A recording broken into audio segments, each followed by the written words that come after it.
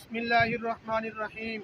سامعین گرامی، آج میں آپ کے سامنے ایک افسوسناک اور دکھی خبر آپ کے سامنے پیش کرنا چاہتا ہوں۔ سامعین گرامی، آج آپ دیکھ رہے ہیں میرے پیچھے پانی، یہ 17 فٹ پانی تھا، تو جس کی وجہ سے اس پانی نے بہت ساری بستیوں کو گرا دیا۔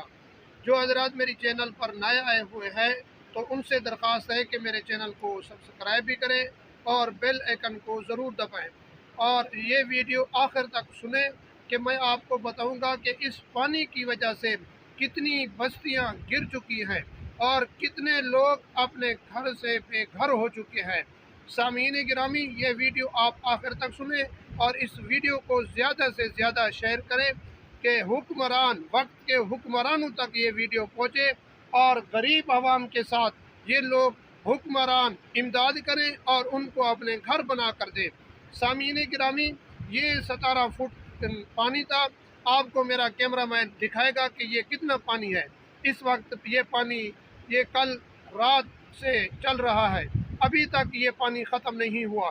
اور سامعین گرامی، اس پانی نے ادھر گامن والی اور لغارے شیخ کی بستی اور ادھر رمک اور چونی تریمن، یہ ان سب بستیوں اور سب شہر کو اس پانی نے گرا دیا، اور ادھر جلو والی یہ اس پانی کی لپیٹ میں ہے۔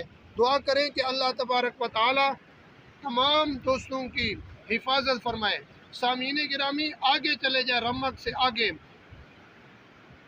چونی تریمن اور اس سے آگے رمک، یہ سب بستیاں اس پانی کے لپیٹ میں ہیں۔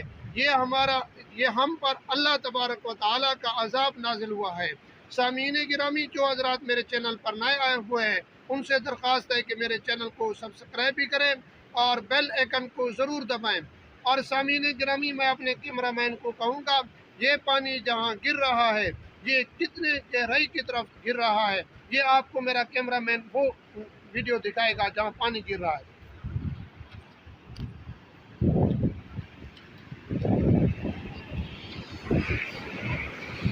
یہ سامعین گرامی، آج جو پانی دوبارہ آ رہا ہے نا، یہ کہنے والے یہی کہہ رہے ہیں کہ یہ 20 فٹ پانی ہے۔ آپ اس پانی کا گہرائی کی وجہ سے آپ آواز بھی سن رہے ہوں گے، کتنا زوردار پانی آ رہا ہے۔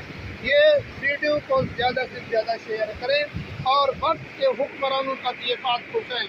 غریب عوام کہاں پھنس رہی ہے۔ آپ بونڈ مانگنے کے لیے ہر شہر اور بستی اور گاؤں میں جاتے ہیں، لیکن جب عوام پر یہ مشکلات ہوتی ہیں تو آپ اپنے کمروں کے اندر بیٹھ کر ایسی چلا کر بیٹھے ہوتے ہیں سکون سے۔